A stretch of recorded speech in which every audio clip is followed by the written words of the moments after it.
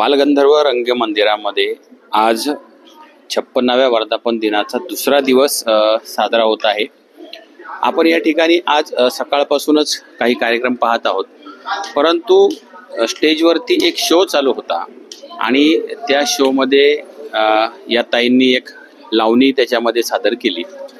माझ्या कातड्याचा जोडा शिवावा.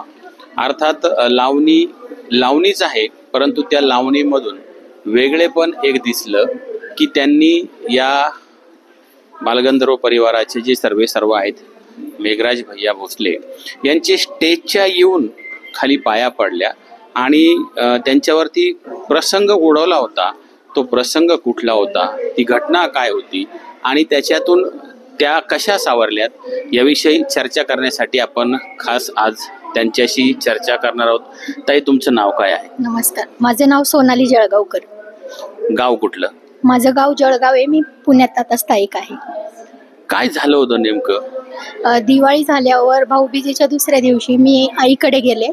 जाताना म्हणजे आम्ही गेलो आणि दुसऱ्या दिवशी अचानक फोन आला शेजारनं की तुमच्या घराला पूर्ण आग लागली आणि पूर्ण जळून खाक झाले. म्हणजे काहीच उरलं नव्हतं, पूर्ण राख झाली होती. तुम्ही काय काम करत होतात? मी लावणी करते, लावणी डान्सर आहे मी. आणि मी आईकडे गेले होते. घरामध्ये किती लोक? घरामध्ये आम्ही, माझे 2 मुलं, मी, मिस्टर आणि माझे दीर आहे. मग हे तुम्ही सगळेच बाहेर गावी होता त्यावेळेला? हो, माझ्या धीराला ऍडमिट केलेलं होतं, 2.5 महिने झाले. आणि आम्ही 3 जण गावी गेलो होतो आणि मुलगा माझा एक हॉस्टेलला असतो. कळल्याच्या नंतर काय वाटलं पहिल्यांदा? तिथेच पायाखालची जमीन सरकली आणि आम्ही पुण्यात आलो. बघितलं तर घरात काहीच नव्हतं, पूर्ण राख होती. त्याच्यानंतर आम्ही त्वरित आपली बालगंधर्व परिवाराचे अध्यक्ष माननीय मेघराज भोसले यांना फोन केला, अण्णा गुंजाळांना फोन केला. त्यांनी म्हटले तुम्ही घाबरू नका. मी रडत होते खूप, मला काही समजत नव्हतं. म्हणजे तो क्षण मी सांगू शकत नाही. माझा परिवार पूर्ण उद्ध्वस्त झाला होता. पण त्या ज्यावेळेस भैया आले आणि भैयांनी मला ज्यावेळेस सांगितलं की तुम्ही घाबरू नका, आपण सगळ्या वस्तू आणू, कारण की लॉकडाऊन नंतर बाकीच्या सगळ्या कारणामुळं कलाकारच मारला जातो, त्यामुळं थोडीशी परिस्थिती खालवली होती आणि त्यात हे सगळं झालं. तर काय करायचं कळत नव्हतं. पण वडिलांसारखे भैया आमच्या सगळ्या बालगंधर्व परिवाराच्या पाठीशी आहे. त्यामुळं मी त्यांच्यामुळे आज उभी आहे. माझा परिवार, आम्ही त्यांच्यामुळे आज इथे आहोत. नाही तर आमचं पूर्ण संपलेलं होतं. काय काय गेलं होतं आणि काय काय मिळालं? माझ्या घरातलं म्हणजे सुई पण नाही, संसारात काही नसतं. फ्रीज, टीव्ही, कपाट, पलंग, सोफा सेट, घरात थोडीशी कमवलेले पैसे वगैरे होते, माझे देव होते, माझे सगळं होतं, सगळं राग झालं होतं. भैयांनी आणि ऑल आर्टिस्ट फाउंडेशनच्या सभासदांनी मला त्यांनी संसार दिला, ऑल आर्टिस्ट फाउंडेशननी. आणि भैयांनी मला फ्रीज दिलं, टीव्ही दिलं, कपाट दिलं. ह्या सगळ्या ज्या घरात गोष्टी लागतात मी काहीच घेतलं नाही. माझा संसार माझ्या परिवारानेच उभं केला, बालगंधर्व परिवाराने. ही घटना कधी घडली होती? 16 नोव्हेंबर, गुरुवार. साल कुठलं? ही आता गेल्या वर्षी नोव्हेंबर महिन्यात 23. म्हणजे नोव्हेंबरच्या 23 सालातल्या नोव्हेंबर महिन्यामध्येची घटना आहे. म्हणजे ताजी एक 7-8 महिन्यापूर्वीचा कालावधी झाला. 6 महिने झाले. 6 महिने झाले फक्त. आता ज्या वेळेला असा प्रसंग ओढवला जातो आपल्यावरती आणि त्याच्यातून इतका मोठा परिवार एखाद्या माणसाला उभा करू शकतो, आज त्या लोकांबद्दल काय सांगाल?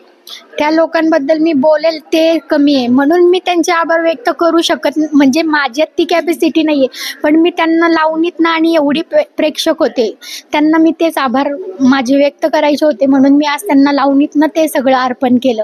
आणि त्यांच्याकरता म्हणजे जसं देवासाठी बोलू शकत नाही, तसं त्यांच्यासाठी माझ्याकडे शब्द नाही. जेवढं बोलेल तेवढं कमी आहे. आणि माझी ही विनंती आहे, सगळ्या कलाकारांनी बालगंधर्व परिवाराचं सभासद व्हायलाच पाहिजे. कारण कुणावर कधी कुठली वेळ ते सांगता येत नाही.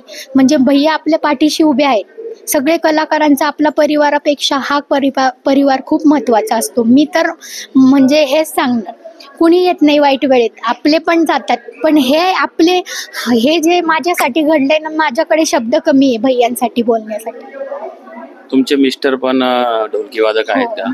मुलगाही तबला वाजवत होता. म्हणजे तुमचं कुटुंब पूर्ण कलाकार आहे का? हो, आम्ही कलाकार आहे. माझा मुलगा शिकतोय. पण मी आज त्याला म्हटलं, आपल्या पूर्ण परिवाराकडून आपल्याला भैयांना आभार व्यक्त करायचे, तर तू वाजव. आम्ही त्याला कुठे वाजू देत नाही, तो अजून शिकतोय. पण मी पहिल्यांदा भैयांसाठी त्याला इथे वाजवायला सांगितलं. ही ऋणातून मुक्त होण्याची संकल्पना कशी सुचली तुम्हाला? म्हणजे मी बसले होते आणि दरवर्षीप्रमाणे लावणी महोत्सव असतो. तर मी म्हटलं की आपण काहीतरी म्हणजे भैयांचा सत्कार वगैरे करू, आभार करू. पण म्हणजे अचानक माझ्या डोक्यात आलं की ही लावणी चंदन कांबळे यांनी लिहिलेली आणि ही सूट होते.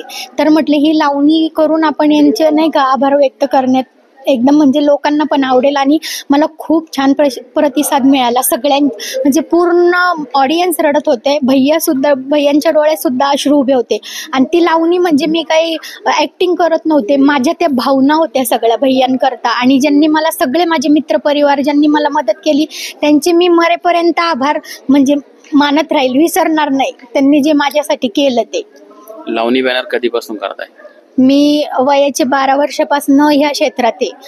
वर्षा संगमनेरकर, पराग चौधरी यांच्या बॅनरपासून माझी सुरुवात झाली. आता राहुल आल्लाट यांच्या बॅनरला मी काम करते. साधारण किती वर्ष झाली? मी आता मला जवळजवळ माझं वय आता 36 आहे. मी वयाच्या 12 वर्षापासून याच्यात म्हटल्यावर मला भरपूर वर्ष झाली. 24 वर्ष या क्षेत्रात? हो, ह्या क्षेत्रात आहे. ह्या ताई आहेत, यांच्यावरती घर जळण्याचा प्रसंग घडला. त्यावेळेला आपल्या रक्ताचा माणूस असू द्या, नातेवाईक असू द्या, कोणी कामाला येत नसतं किंवा ह्यांच्या बाबतीत आलं नसेल, परंतु जो मित्र परिवार आहे, आपण ज्या कला या क्षेत्रामध्ये काम करत असतो त्या कला क्षेत्रातले सर्व त्यांचे सहकारी त्यांच्यासाठी धावून आले आणि एक विस्कटलेला संसार या बालगंधर्व परिवाराने परत एकदा उभा केलेला आहे. या ताईंनी लावणीमधून ते सादरीकरणही करून दाखवलं आहे. धन्यवाद ताई, तुम्ही शिवनेरी संवादशी बोलल्याबद्दल. धन्यवाद.